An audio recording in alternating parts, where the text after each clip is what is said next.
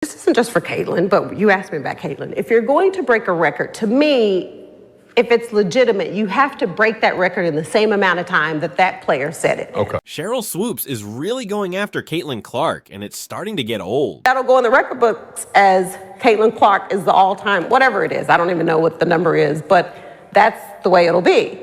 And I don't think it should be.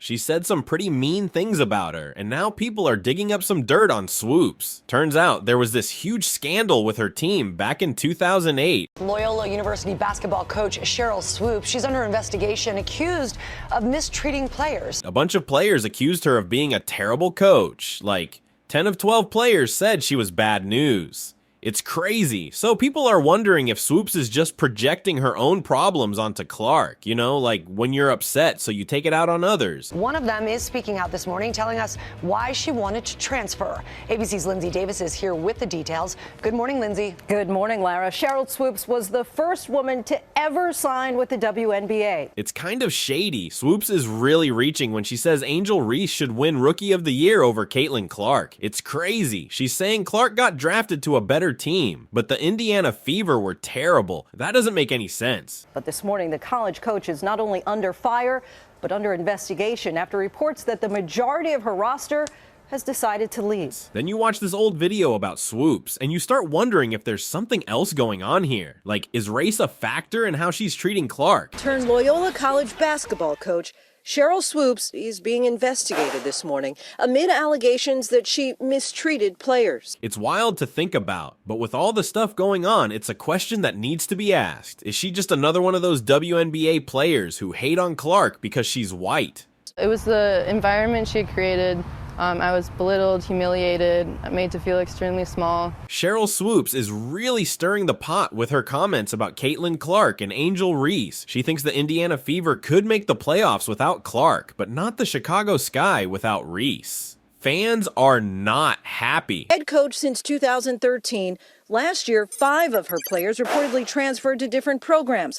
And this year, a reported 10 of the team's 12 players aren't planning on coming back. They're calling Swoopes a hater and blasting her on social media. There's something weird going on here, though. It's like there's more to the story than just a disagreement about Rookie of the Year. Swoopes is just making stuff up about Caitlin Clark's college stats. She's saying Clark took 40 shots a game and only averaged 19 points. That's completely wrong. Gilbert Arenas should know better than to just let her say that without correcting her. It's like she's trying to make Clark look bad on purpose. Caitlin Clark definitely wasn't taking 40 shots a game in college. That's just ridiculous. And yeah, her team should get her the ball more. No doubt about it. But this whole thing with Sheryl Swoopes is getting weirder and weirder. Now we're looking at this old video, and it's raising some serious questions. Who is this woman in the video, and what does she have to do with anything? This is getting really strange. It's worth mentioning that, if you're curious, Sheryl Swoopes is known for her strong activist views, typical of the WNBA's activist stance. I recently saw a video featuring a young woman. Just because you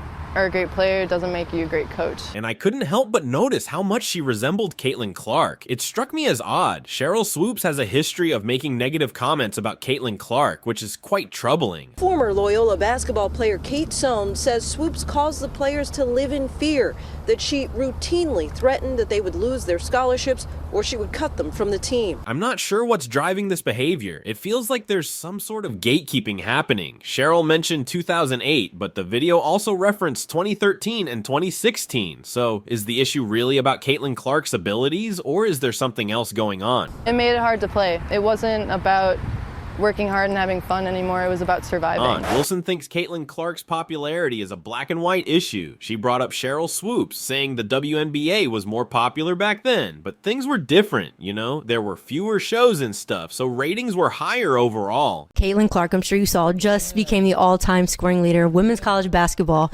I'm curious, where would you rank her amongst all-time college players, in your opinion? Ooh. That's tough because you got to win one. I feel like that college is one of those spaces where you got to win one for them to even have your name in the conversation. And it took me 3 years to win mine, so it's hard. But congratulations to her. I know my teammate KP was just like, yeah, that's huge. That's a lot of points, and that don't take that for granted. They were getting them up 100%. So congratulations to her. But I think she got to win her one to really kind of have her name in that. But I mean, she's always going to be a great player for Iowa and for the game as a whole. But yeah, winning one is pretty huge in college. So when she gets her one, if she gets her one, then y'all can have the conversation. I kind of said this on Complex one time. It was just a huge thing of, I think she's going to be good. I think she's going to be someone that's going to be huge for the franchise that she gets drafted to. And I just hope that franchise builds around her so she can continue to grow. And I hope the same fans that are writing for her now continue to help her and carry her and follow her into the W, because that's where the growth happens. Anyone can talk the talk now, but it's like, all right, next step. Are you still there? Are you still a true fan? But I'm pretty sure that she's going to be good. The league's going to enjoy her. We're going to enjoy her, obviously, as competitors and teammates or whatever you may say. But no, it's going to be huge for her to make that jump. All of them. I mean, it's going to be a great time for them to transition like we all did. It's not really a fair comparison. So why all the hate on Caitlin Clark? Why? So for people to come at me and say that I made those comments because I'm a racist, like, first of all, black people can't be racist, but like, that's the farthest thing from my mind, that I speak up for people that look like me. Why say false stuff about her on TV? When you compare the supporters of Angel Reese to those who have actually watched Caitlin Clark play, it might reveal a lot about the Caitlin Clark and Angel Reese debate. Sheryl Swoopes, Dawn Staley, consider their viewpoints and you might see a pattern. Hey, LeBron, you're 100% right on these girls hating on Caitlin Clark. Y'all petty, girls. I expect men to be petty because we're the most insecure group in the world. Coach Sheryl Reeve, head honcho for both the Minnesota Lynx and Team USA, just shut down reporters asking about Caitlin Clark. Official announcement has not been made by USA Basketball, so it'd be premature for me to have any conversations about any player or anything. This comes right after Clark, a fiery rookie with the Indiana Fever, led her team to a surprising win against Reeves' Lynx. Talk about adding fuel to the fire. Fans are going wild, trying to figure out why Reeve wouldn't answer questions about Clark, who's been scorching the league all season. Indiana's not a team that's hung their hat on their defense to this point. This win was just another feather in her cap, and now everyone wants to know what the deal is. John R. Wooden Women's Player of the Year award presented by Principal, given by the Los Angeles Athletic Club, and this year's award goes to, I know you're going to be shocked by this, Iowa's Caitlin Clark for her record-breaking season. She broke the all-time D1 scoring record, set a new three-point record, came within one win of Iowa's first championship, and then some, and then some, and then some, and we are so excited. From the jump, Clark had a fire in her eyes. Every touch she had with the ball sent a jolt through the crowd. By the final period, it was like someone flipped a switch. Clark was dialed in. She was draining key shots, finding open teammates, basically everything a baller of her caliber should do. Her stat sheet was lit points, assists, rebounds, the whole package. No wonder she's considered one of the top dogs in the W right now. Gotta say, this performance sends a pretty clear message to Reeve, doesn't it? Like,